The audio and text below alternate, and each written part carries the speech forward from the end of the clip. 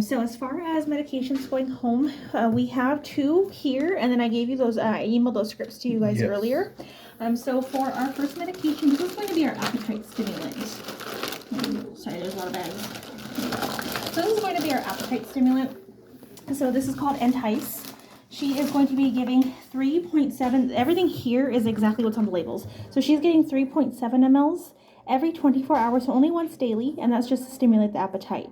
This next dose will be due tonight at 8 o'clock. Okay, so here we have a syringe for you, and it's marked here. So you're just going, it has a little hole at the top, a little stopper. So you're just going to draw up to that 3.7 there. Okay, this one they don't usually like the taste of it, so I always recommend just kind of shooting it in the mouth and then kind of letting her, if she wants to drink some water or something, that's perfectly fine. Sometimes you can see a little bit of drooling with this medication. The flavor isn't always the best. They don't always love it. So if you see a little bit of drooling, not really a concern, unless she's like excessively drooling after. So again, once a day, that'll be due tonight at 8 o'clock. I'll go over the fluids in just a second, but our 2 antibiotics. So we have enrofloxacin. So just to go over it, this one is a once a day antibiotic. The clavamox is a twice a day. So just make sure we really pay attention to the label when we get those medications. But these can be started as soon as we get them. Okay. These are also just like a human antibiotic. These do need to be given with food. It can help with like dietary issues. So like sometimes if you give it on an empty stomach, we can cause vomiting, diarrhea, just like in human medication. So just make sure to give with a little bit of food if possible. If she is absolutely not eating, then I would just space them out. Okay, the enrofloxacin does not necessarily need to be given with food. It's more the clavamox that we want to. So even if she'll eat like a little bit of something, that should be okay.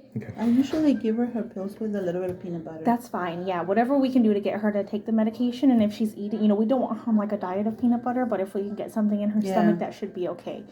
Usually we don't recommend that long term, but in these cases, we just want them to eat something. Okay. Now for our fluids. Do you guys have experience giving subcutaneous fluids at all? No.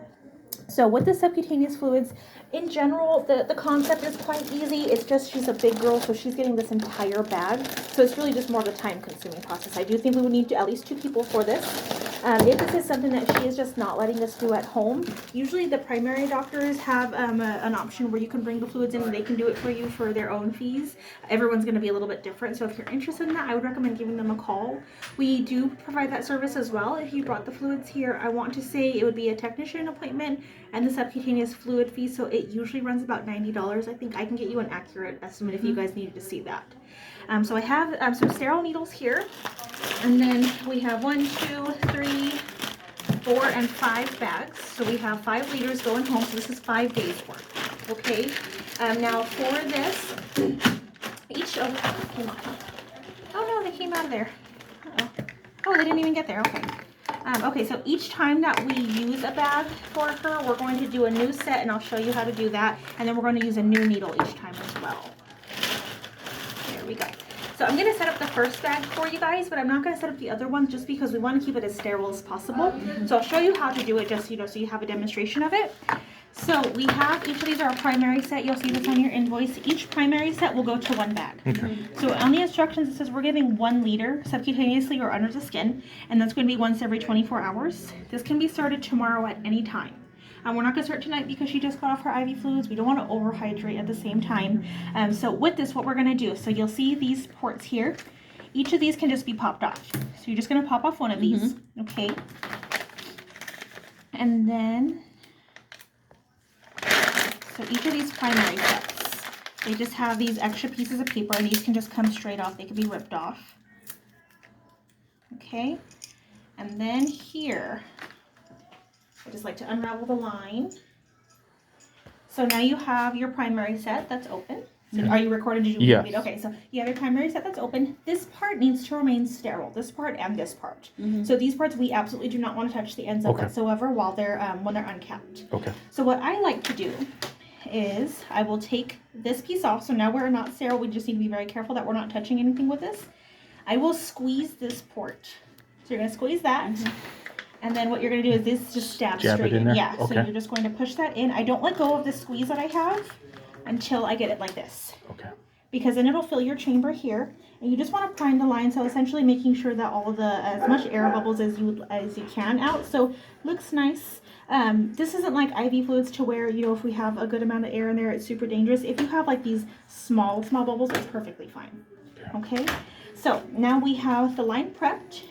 This here is going to basically allow this to open and close. So with this rolled down, that means the fluids are not flowing.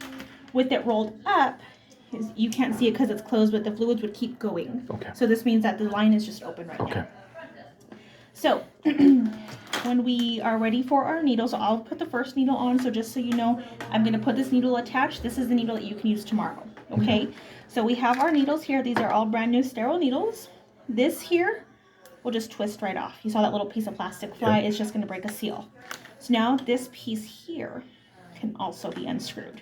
So did you see that water just coming out because I had that open? Yes. So now all you're going to do is just go straight in, and it's kind of like a screw. So you're just going to screw that a little bit, okay? Now you can take off the lid, and now you have a brand new sterile needle. Okay. Be very, very careful when we're recapping these, if at all, just because it is a big needle. So it will be painful if we stab ourselves on accident. Now, so we have our entire line ready. Okay, Yes. everything is new, everything is sterile. So what I like to do is I like to have somebody who will hold the pet. I say in these bigger dogs, you probably need somebody to hold the pet.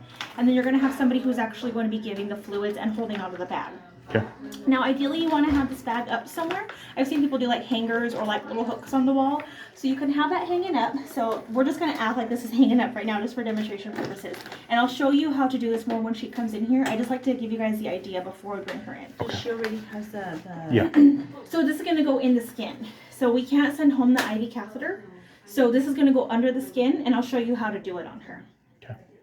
I'm so sorry. Did doctor talk to you guys about the fluids already? I think So she did talk essentially- to okay. me yesterday Yeah. over the phone. Yeah, okay, so essentially what we do this for is we are going to be giving fluids under the skin. Dogs have that, you know, that extra skin on their back. That's where we're going to do the poke. Usually they tolerate it very well. It's a little cold, so sometimes they might be a little wiggly, but essentially we're going to be giving her these fluids to help support her hydration and to help keeping the kidneys pumping with fluid. So we just want to keep having the fluids diurese essentially. How far do you insert the? I'll show you when she comes in, but I just want to give you guys a general idea of it first. So now that we have our line ready, again, we're just going to kind of act like this is up high for Yes. demonstration purposes. When we have her in here, I'll show you what we're going to be doing is we're going to be tenting the skin. Now, you and I, we don't have the skin the way that the dogs do, but essentially what you're going to do is you're going to tent her skin up. Basically, you're going to pull it up like that. Now, you're going to kind of have this area here where you can push it and it'll go flat. Okay. So you're going to make that triangle with the skin, and you're going to have that area where the skin is flat. That area is where you are going to want to insert your needle. Diagonally. You want it horizontal with the Horizontal. body. Yeah, horizontal with the body. You don't want to go too close to the body because we don't want to puncture like the Yes, muscle and whatnot. yes. That'll be very painful for her. And then we don't want to go too high up because we can risk poking either ourselves or we can come out of the skin and she's just not going to get the fluids. And you'll know if that happens. Okay. So we just want to make sure that we are nice and parallel with the body. As long as you are not like, right on the body wall or, right up and over the fingers. If you're right in the middle, you should be fine. It shouldn't, she'll tell you if it's too painful. If it's too painful, we'll just stop. We'll readjust. We'll go over that. But what you're going to do, so once you have the needle in her skin, now at this point, you're going to be able to unlock your line. You're going to push this up, roll it up, and now your fluids are flowing. So when that's happening, you're going to be seeing fluids drip here. I mean, I'm not sure if it'll show you with that clamped. Yeah, Okay, see? So yep. if you see that chamber filling up with water or fluid, that means that this is It's open flowing. and it's flowing. When you're giving the fluids, I like to watch that because if you start to see it slow down, that means you might be hitting a wall or that area of the skin might be full. You may have to repoke. Usually in these bigger dogs you don't, but that can be a concern in some cases. So what we're going to do is once we have the fluids in, you're going to unlock your line and you're just going to basically let the entire bag flow into her. Okay.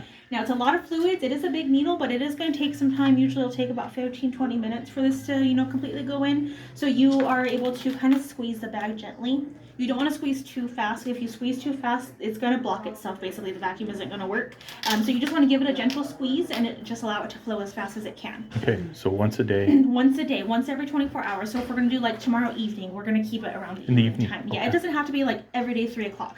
We can wiggle around with it a little bit just because they're subcutaneous fluids rather than IV fluids. So you guys are really going to be able to determine the time just based off your schedule. Okay. Okay. once you're done, once this bag is completely empty, you're not going to have the line empty. That's okay. This is only about 10 to 15 ml, so it's okay if she doesn't get what's in the line. Once that happens, what I like to do is I will just I will roll this back down to lock the fluid line, and then when this is still going to be in the skin at that point. So what I like to do is I like to have my free hand pinch the skin gently around the needle, and then you can just go ahead and pull that out. Okay. I like to sit there and hold the skin for about 30 seconds or so. After that, you may see some fluids leaking out. That's perfectly fine. That hole will seal itself within a couple of minutes. Okay. Now she's going to have a very large bubble on her back. All of this will be in her back essentially, so this will be there. Usually it'll take about 4 to 6 hours to completely dissipate and go down. So sometimes it'll happen quicker. In these cases, it may happen quicker. It may be longer, so she might have it for like the day or something. Okay. Really only worried if it's like super painful to the touch, or if she is just constantly like getting to that area. Usually I have not seen that problem, but it can happen. So I'll show you more about what we're going to do when I bring her in. Okay. That's just the general way we do it, the idea that we do it. Before I bring her in, I can actually show you. Do you guys have any questions No, about that so part? far so good. Okay, perfect. So let me go ahead and grab her really quick. Let me put these on back. So I'm going to grab her. She has her leash and whatnot, so I'll bring that in. And then once we're done with that, you guys are all good to go. Okay. Now the prescriptions, we get those filled where? You can pretty much get them a lot of different places nowadays. Veterinary medicine is in a lot of regular pharmacies now. Costco? Costco pharmacy does. They typically have it. We Not prescribe that a lot. Costco. PetSmart? PetSmart? PetSmart usually has it, yeah. Okay. Costco does usually have it as well. You don't need a membership to go to that pharmacy, but Walmart, CVS's, a lot of CVS? places, yeah, a lot of places have veterinary medications now. So it's you can always just call ahead. The milligram information is on those prescriptions, so just make sure you're asking if they have that specific milligram dosage. Okay. Okay. Okay. So give me just a second. I'm gonna bring her right in. You guys will be all set. Okay? All right, thank you. Of course.